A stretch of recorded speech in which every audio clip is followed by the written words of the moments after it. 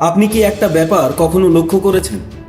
সকালবেলা ঘুম থেকে উঠে আয়নার সামনে দাঁড়িয়ে আপনি যাকে দেখতে পান সেই মানুষটাই আপনার জীবনের সবচেয়ে বড় চিত্রশিল্পী।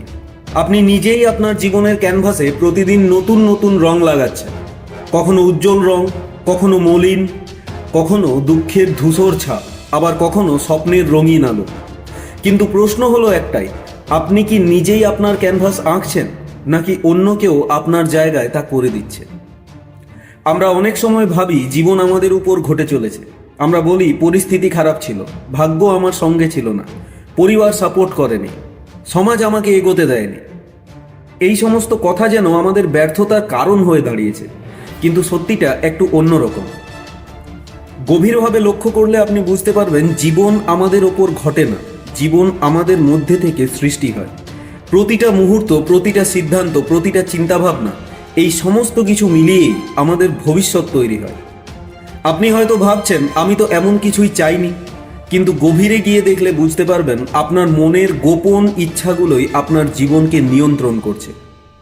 আপনি কি জীবনকে নিজের মতো করে গড়ছেন, নাকি পরিস্থিতির হাতে নিজের ক্যানভাস ছেড়ে দিয়েছেন? যদি আপনি নিজেই আপনার গল্পের লেখক হন, তাহলে গল্প কেমন লিখতে চান?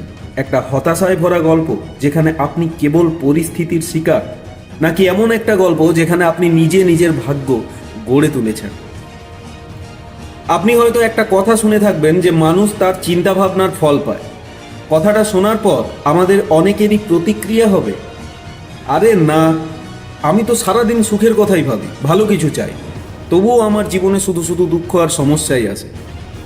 তাহলে প্রশ্ন হলো, এটা আসলে কিভাবে কাজ করে?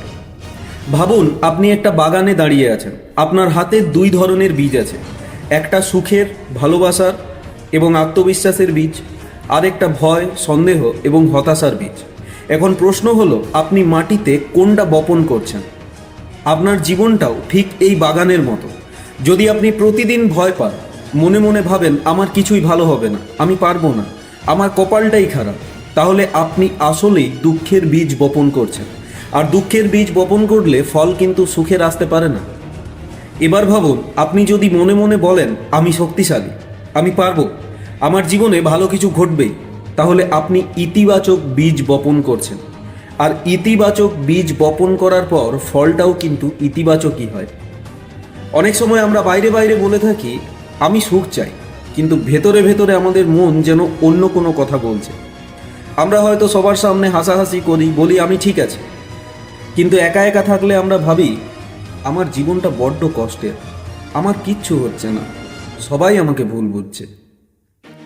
এখন একটু ভেবে দেখুন, আপনি যদি প্রতিদিন এইভাবেই চিন্তাভাবনা করেন, তাহলে কিভাবে আপনার জীবনে সুখ আসতে পারে? মনে রাখবেন, আপনার জীবনটি একটি আয়নার মতো। আপনি যা দেখাবেন সেটাই আপনার কাছে ফিরে আসবে। আপনি যদি হতাশা দেখান, তাহলে জীবন সত্যি আপনাকে হতাশায় ফিরিয়ে দেবে। কিন্তু আপনি যদি আত্মবিশ্বাস দেখান, আপনি যদি বিশ্বাস করেন যে আপনি জীবনে ভালো কিছু করতে অবশ্যই পারবেন, তাহলে জীবনও আপনাকে সেই পথেই নিয়ে যাবে। তাই আজ থেকে যখনই আপনার মনে ভয় বা হতাশার চিন্তা আসবে, তখনই নিজেকে প্রশ্ন করুন, আমি কি ভুল বীজ বপন করছি? যদি উত্তর হ্যাঁ হয়, তাহলে সঙ্গে সঙ্গে সেই চিন্তাধারা পাল্টে দিন। নিজের চিন্তাভাবনার উপর নজর রাখতে শিখুন, কারণ আপনি যা ভাবেন সেটাই একদিন বাস্তব হয়ে আপনার জীবনে ফিরে আসে। তাই বেছে নিন, আপনি কি পেতে চান?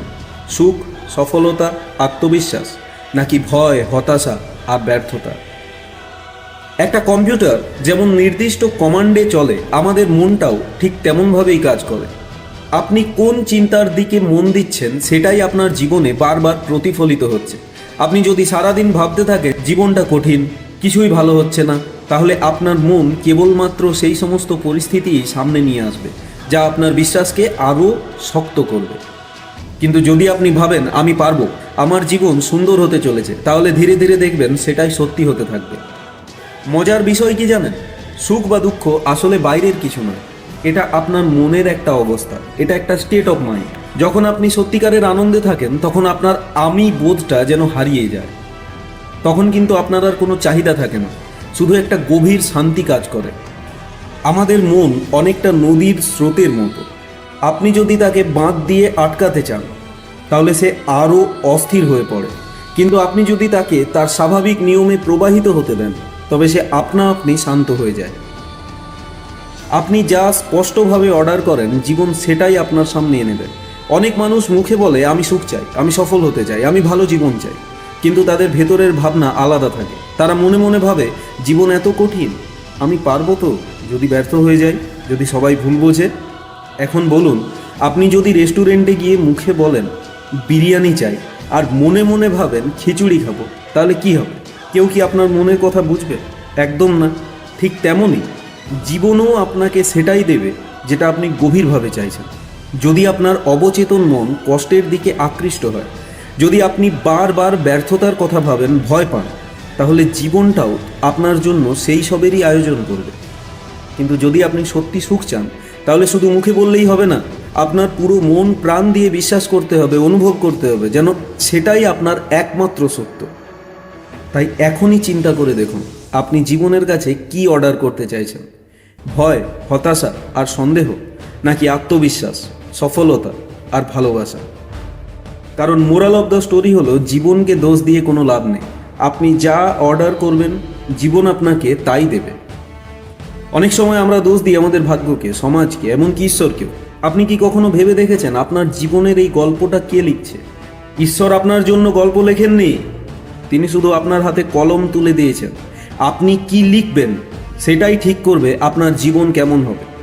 তাহলে এখন ভাবুন, আপনি কেমন গল্প লিখতে চান? একটা দুর্বল, হতাশার গল্প যেখানে আপনি শুধুই এক ভুক্তভোগী, নাকি এমন একটা গল্প যেখানে আপনি নিজেই নিজের গল্পের হিরো, যেখানে আপনি নিজেই নিজের জীবন নিজের হাতে গড়ে তুলেছেন? সিদ্ধান্ত এখনই নিন। আপনার মন কোন দিকে থাকবে? ভয়, হতাশা আর দুঃখের দিকে, নাকি আত্মবিশ্বাস, আশা আর ভালোবাসার দিকে? নিজের সিদ্ধান্ত আমাদেরকে কমেন্টে অবশ্যই জানাবেন। যদি ভিডিওটি আপনার ভালো লেগে থাকে তবে লাইক করুন, নিজের বন্ধুদের সাথে, পরিবার পরিজনের সাথে শেয়ার করুন। আমাদের চ্যানেলে আপনি প্রথমবার এসে থাকলে চ্যানেলটি সাবস্ক্রাইব করে বেল আইকনটি প্রেস করুন, কারণ আমরা আপনাদের জন্য এরকমই ভিডিওস আনতে থাকি। দেখা হচ্ছে পরবর্তী ভিডিওতে। ধন্যবাদ।